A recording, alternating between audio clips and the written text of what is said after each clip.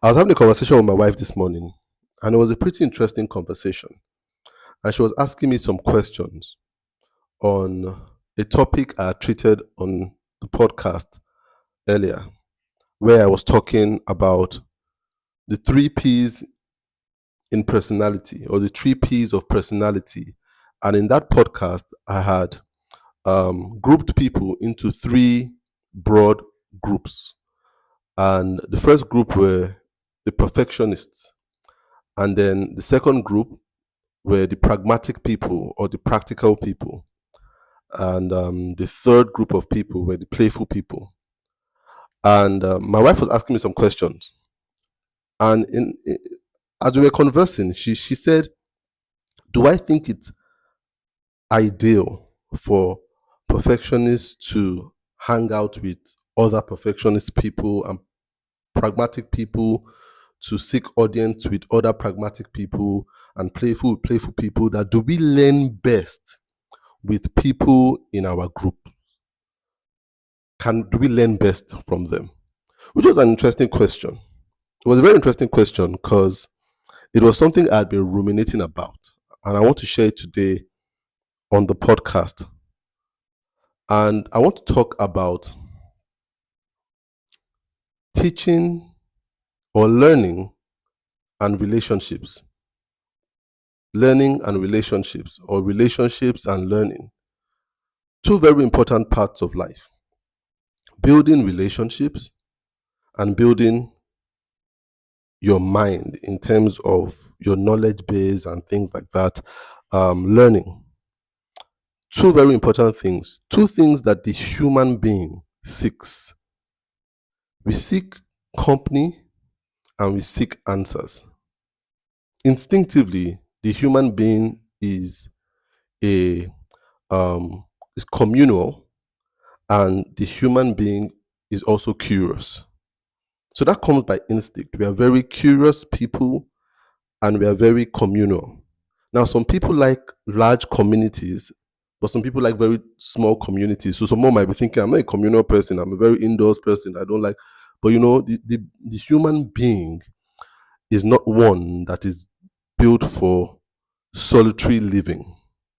So you might not want to be with 5 people, but you want to be with one person. Everybody seeks at least a community of 2, where it's you and someone else, at least, at the very least. Some people seek 200, but it's instinctive for us to be communal. And that's why, you see, Adam, God saw that it was not good for him to be alone. Adam had an emptiness that he himself could not articulate, and God had to solve that by bringing Eve to him. And we're also very curious as people. And that's also shown in the story of Adam and Eve, where the devil could attack that curiosity. You understand? Could trigger that curiosity. It's who we are. We ask questions and we build relationships. Now, what I really want to talk about here is an error that we are all likely to make. An error we're all likely to fall into. We have a propensity to fall into that error of relationship building that I'm about to talk about, that stops us from effective learning. And that's the error of seeking people that are like us. The human being also has an insecurity of standing out. So we seek people that are similar to us so we can fit in. We have an insecurity of standing out. It's a natural instinct because we feel it keeps us safe. We have this primal fear of if you stand out, you are easily seen by predator. So there's this prey protection instinct that we have, that if you stand out too much, then you are going to be sighted by predators. So you are you can be in danger if you stand out too much. That's where this fear of standing out comes from. But then that leads us down a path of seeking our own and sticking with our own, people that are very much like us. Now, as this might feel secure, it doesn't help us to build intellect. And a lot of times, the answers that we seek are not found within our kind.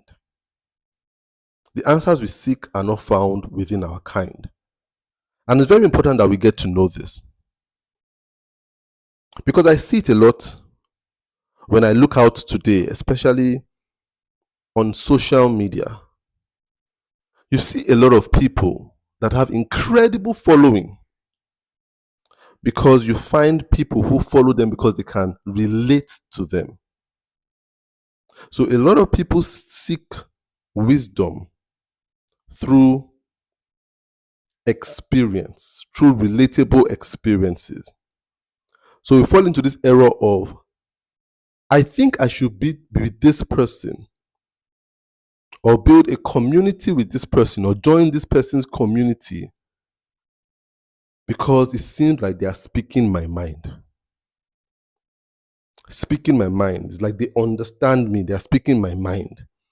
So when they are speaking, it's like they are saying what I've been thinking. Now that is not bad. I'll have you know it's not bad. It's what we call a sense of validation, which is not bad. It makes us understand that we are human. So it's good. It's good to have people who speak your mind and you say, oh, this person is speaking exactly what I'm feeling right now. It's like they understand me. I can relate to what they are saying. So when I look on the internet, you can find a lot of people that are so relatable. I remember showing my wife this lady on Instagram who, the first time I saw her content, I was kind of shocked because of what her content was about. She's a white woman. I think she's in the US, and the first content I saw, she was in this very messy house, and she was talking about, I've forgotten how she started it, but she was like, this is the life of a lazy mom, a lazy stay-at-home mom. And she showed her kitchen, the sink full to the brim, the whole kitchen counter cluttered with pizza boxes, beer cans, this grime all over the place. And she just talked openly about how, man, she cannot kill herself. You understand? I can't kill myself. My kitchen is dirty and I can't get to it every single day. So she talks about how she gets to it maybe once a week when she has the time and she cleans it. But then when she's talking, she used this really self-deprecating terms on herself about how she's lazy, how she's dirty, how she can't care less. And her followership was incredibly large. And a lot of people were like, oh, yeah, just thank God I found you. This is someone totally speaking my mind. And, so they clicked the follow based on relatability. It was relatable. I can relate. She's speaking my mind. Someone with the audacity to talk about how I feel publicly. So you have a lot of people follow people like that. And I've seen so many. Some people follow other people because, okay, they've gone through some form of maybe trauma in terms of abuse and stuff. And someone is openly talking about the abuse they went through and they're like, follow. She's saying exactly what I am thinking. Some people follow other people because they have the same financial challenges they have. So they just follow. This person is talking about being broke, living from hand to mouth and stuff like that. So you follow them based on the fact that they just validate your emotions and your feelings, your thoughts, where you are right now in your life. Some people follow other people that have struggles with habits that they're struggling with. So some might be pornography, some might be masturbation, and this person just comes and talks about it openly. You understand? They talk about it openly about the struggles they have, and for some reason, you just feel I should be with this person. This community helps me. So we build a relationship with those people and we follow. So a lot of you have been following people like that for years. And every time you hear them speak about something you can relate to, you feel yourself having goosebumps. And there's a form of excitement about being understood. But then, what I want to point out in today's podcast is the danger of sticking with our own and being so polarized in our minds that we can only listen to people that we see ourselves in, where a lot of interests and challenges align. There is a false sense of development in such communities where you feel understood, but the person isn't helping you to stand. You feel understood in that community, but you are not standing. I'll have you know that the aim of being human, or the purpose of being human, is to progress, is to develop, is to grow. But I think we've come to a place in humanity where we've over-prioritized being understood. It's great to be understood, but something else must come after being understood. And what must come after being understood is learning from your understanding. Is learning. Being understood should open you up to learning. It shouldn't be a place where you pitch your tent and say, I am understood. Being understood is not enough. And I see a lot of people chase after being understood like it's a destination. It is not a destination. It is a conducive vehicle towards learning. Not a destination. Being understood is like traveling in a vehicle that has air conditioning. It's incredible that a vehicle has air conditioning compared to a vehicle that doesn't. But then a vehicle having been air conditioned doesn't mean it's okay to stay stationary. It makes no sense if I want to travel and I look for an air conditioned vehicle and I sit there for 2 hours, 4 hours and it's not taking me anywhere. Then the air conditioning doesn't really matter. In fact, it might be better for me to be in a vehicle that has no air condition, that is moving towards my destination. So the problem we have is this conducive environment of like minds and like personalities. A lot of times there's a lot of sharing, but very little growing. And I've seen so many communities like that, where it's a community of sharing and people feel by sharing they are growing, but they're not really growing. They are sharing, but there are no solutions. They are just people with more advanced stories, but no morals to the story. And I will say this, that the female gender is more likely to fall prey to being understood and staying understood rather than growing. And that's why you have a lot of females, you have them in a lot of groups, WhatsApp groups and stuff like that. A woman can be in up to 15, 20 WhatsApp groups because they're all saying something. Some people are talking about how it is to be single. Some people are talking about how it is to be a single mother with children. Some people are talking about how it is to have an abusive husband. Some people are talking about how it is to be a businesswoman, a woman in business. You know, there are a lot of things that women want to be understood about them. But the problem we see with some of these communities is there's a lot of understanding, a lot of sharing, but very little growing. And I'll say this, when there's no growing, there's dying.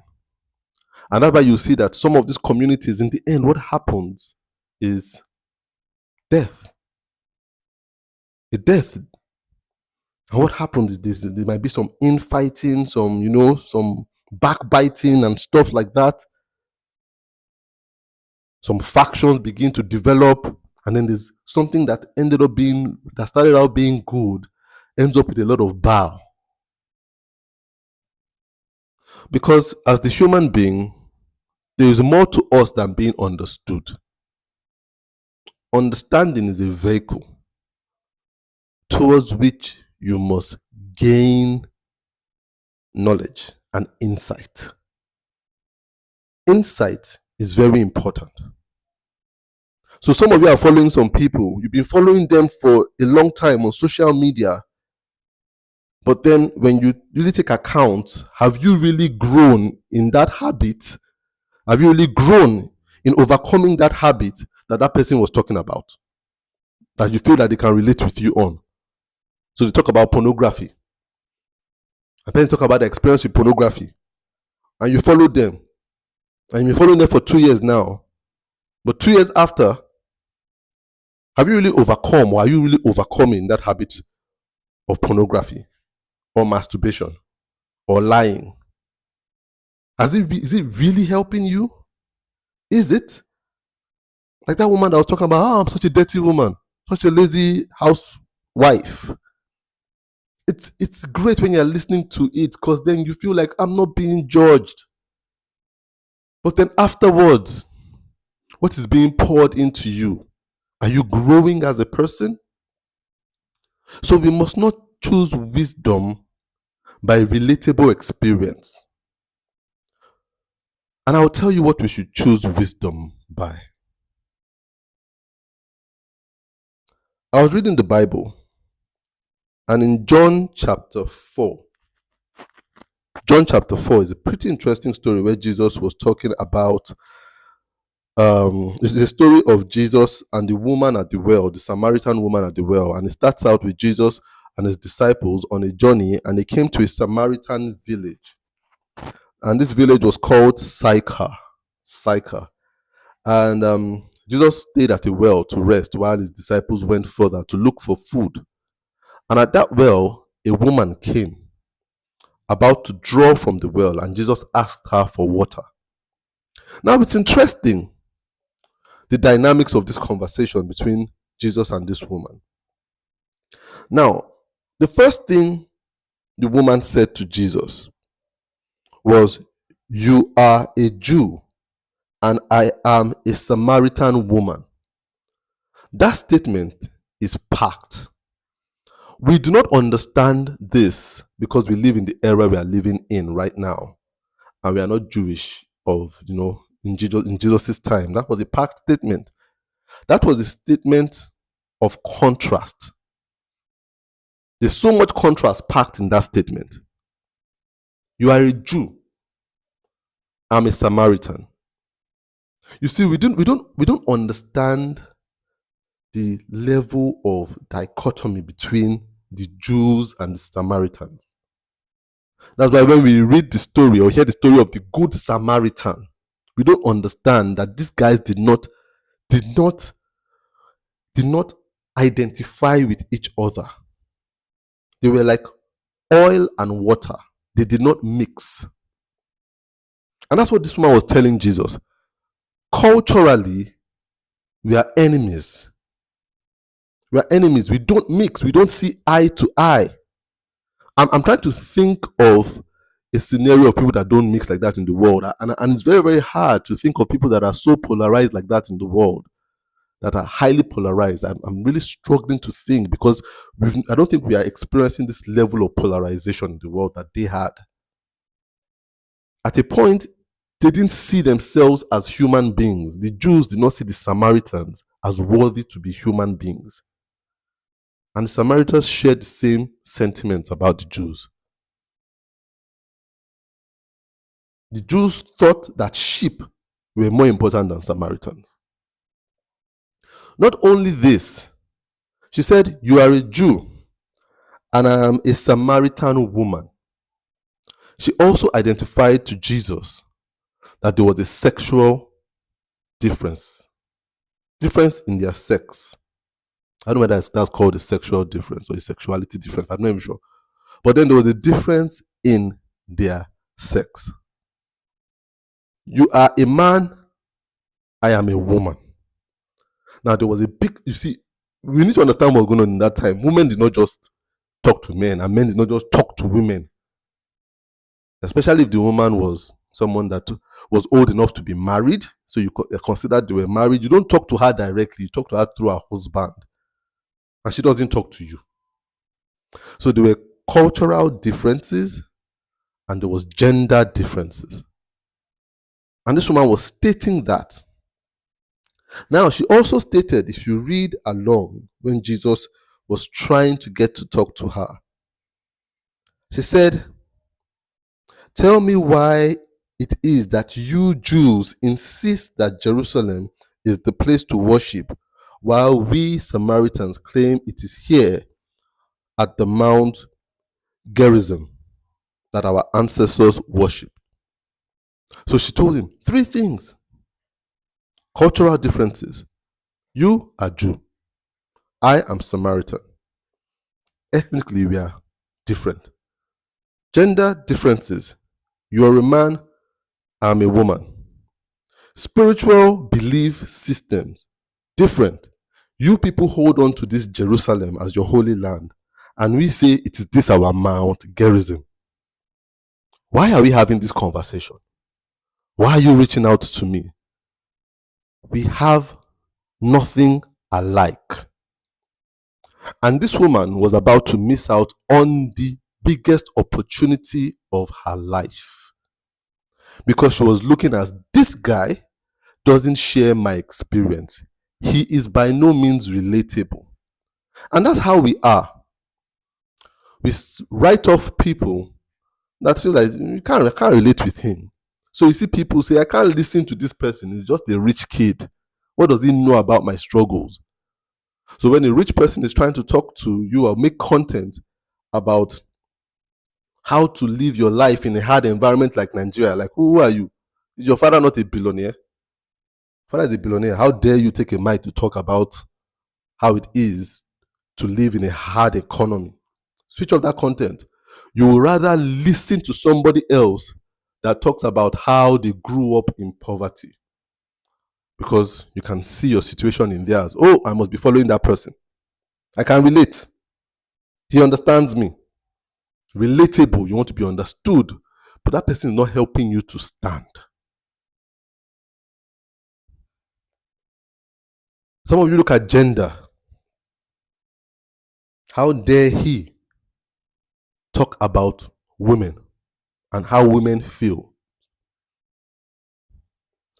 I've made some content about, the female gender before, and it's incredible how on a few occasions some ladies have challenged me, said, no, what, just stick to this thing, but leave our women talk to us. Leave our women. You have no rights. You don't know what women go through. You are a man, so how can you talk about women? It has happened on several occasions. Some women have reached out to me and say, what are you saying? Don't talk about us. You don't have no understanding. So their minds are closed to things I say. So men have that attitude towards women too. How dare her? What does she know?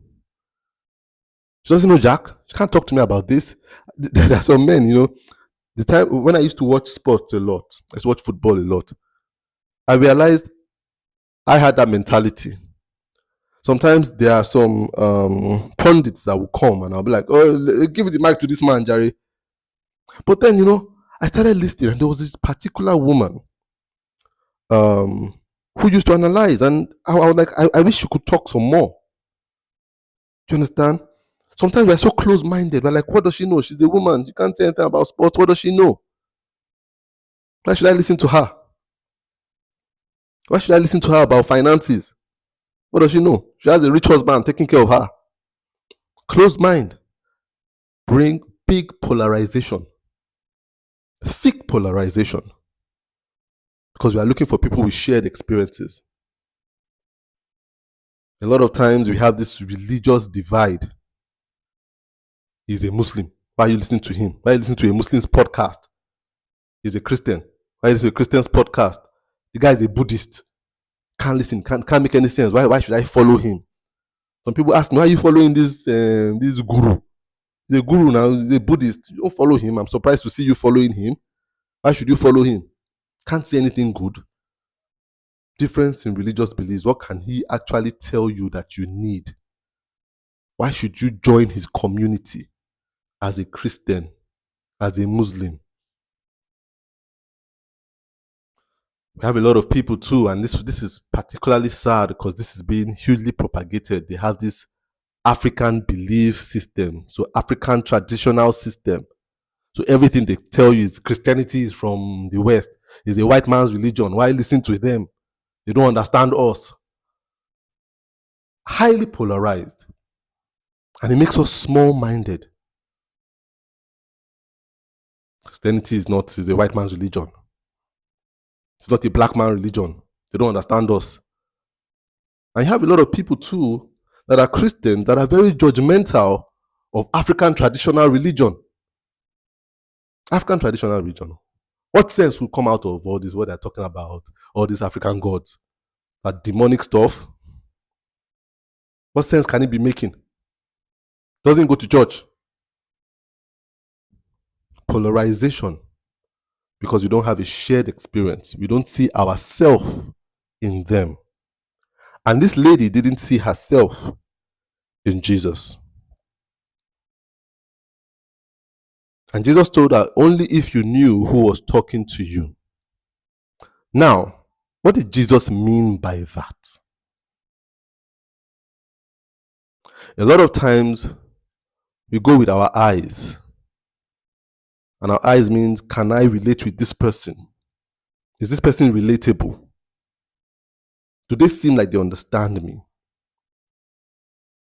Is wisdom by relatability, wisdom by experience. But one thing we truly need is wisdom by revelation. The thing that is higher than experience is revelation. And Jesus said, if only you knew that this person that is talking to you knows more about you, not because he has experienced what you are going through, but because it has been revealed to him. And that's when Jesus told her, go and call your husband, and said, I have no husband. And he told her, very true, you've had numerous husbands. And then he caught her attention. How do you know that? I've never met you, never been to my house. How do you know about me? Because it was revealed to Jesus. He didn't have to go to her house. He didn't have to live her life. He didn't have to have been married to several people. It was revealed. In spite of all the differences, there was a message of revelation in this very odd pair. Some of you have missed out on people you need because they are not your religion, they are not your gender, they've not had your experience, they are not your tribe, they are not your age, they are not your generational grouping.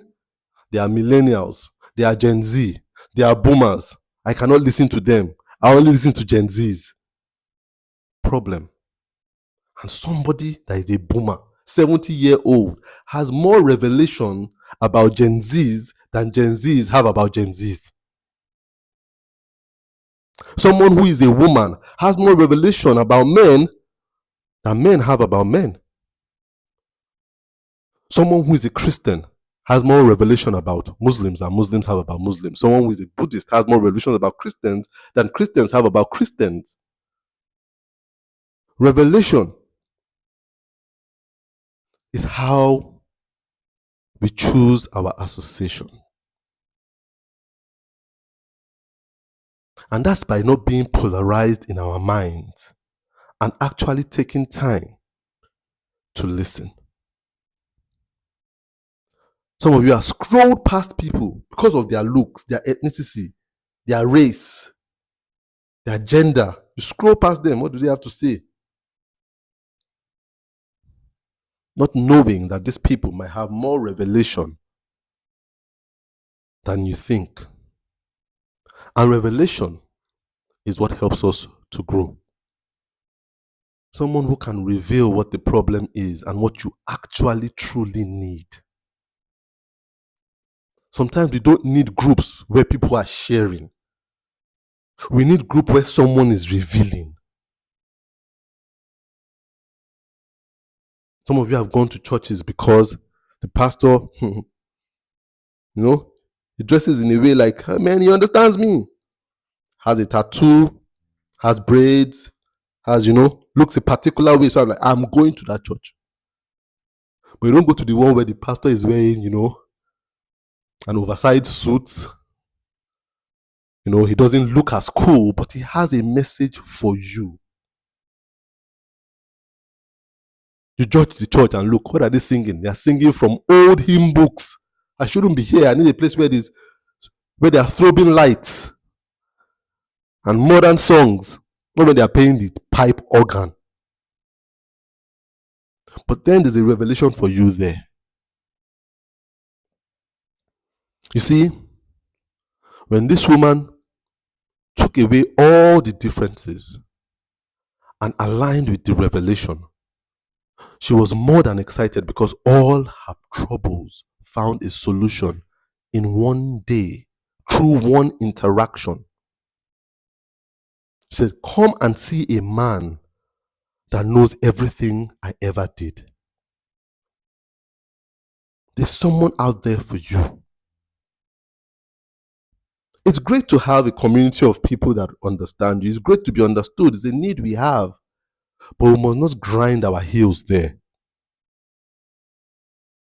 Sometimes you don't click follow because the person understands you. Just consume the content and go. Follow the people that say what you need to grow.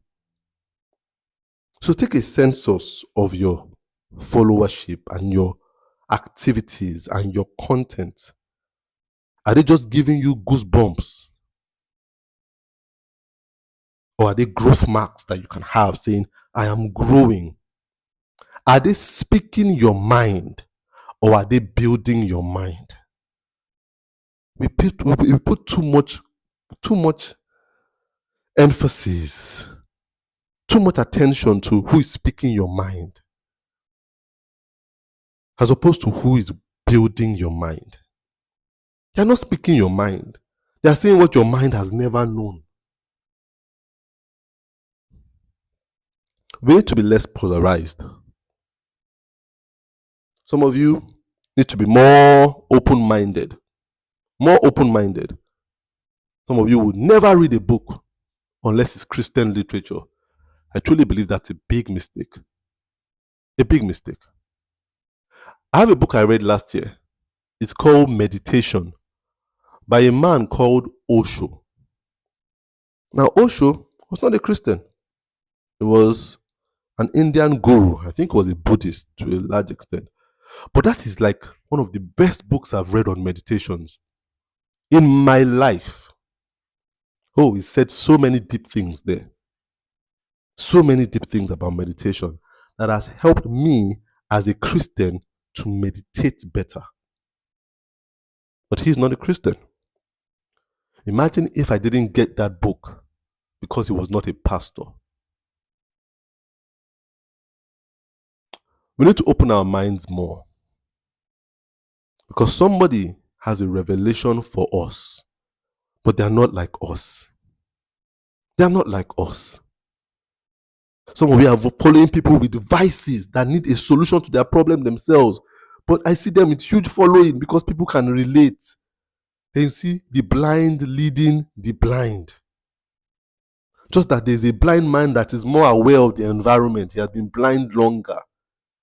But he doesn't have a solution to your blindness. It just helps you to feel the environment better. The truth is that you want to see.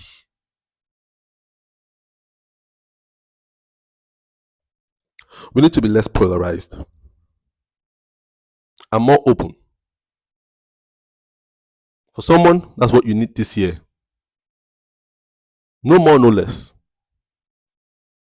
Just unfollow some people that you've been following because they've been giving you goosebumps, to the people that actually help you to grow. My name is Tola T.A. Alabi, and this is the TA Podcast.